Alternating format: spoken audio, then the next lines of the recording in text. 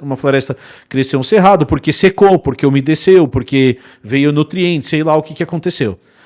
Só que isso, como que você prova que isso é verdade? E aí eu preciso voltar lá para biologia. Eu tenho 3 tipos de plantas básicas.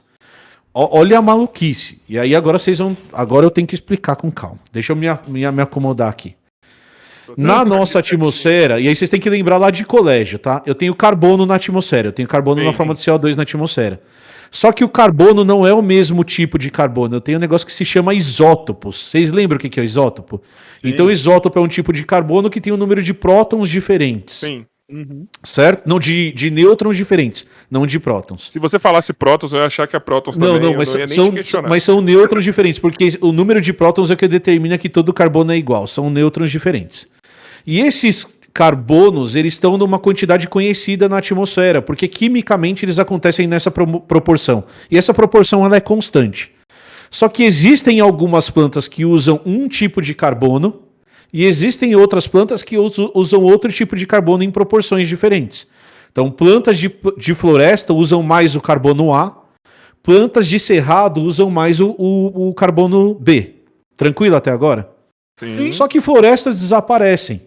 Então, como que os pesquisadores determinam se era uma floresta ou se era um cerrado?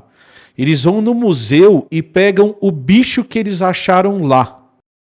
E eles pegam o tártaro do dente desse bicho. E se o tártaro tiver mais o carbono A, é porque era floresta. Se o tártaro tiver mais o carbono B, era porque era cerrado. Conseguiram entender a lógica? Por quê? Porque o bicho de floresta come mais planta de floresta, consequentemente o carbono que vai estar no dente dele é carbono de floresta.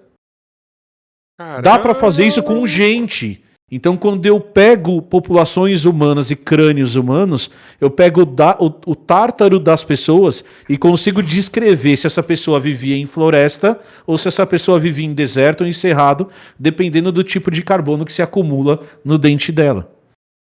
Eu não preciso fazer mais nada para explicar a ciência para vocês, só contar essas histórias. Ciência é um negócio muito, muito, muito, muito, muito foda.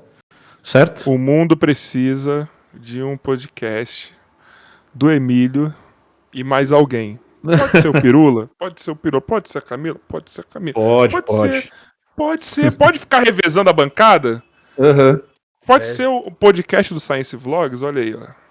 Pode. Cara, mas olha que história louca. Então, assim, eu não preciso ter mágica. Cara, isso já é muito foda. É a gente entendendo o básico do mundo para explicar o que acontece no mundo que a gente vive. Por isso que ciência é um negócio tão fascinante.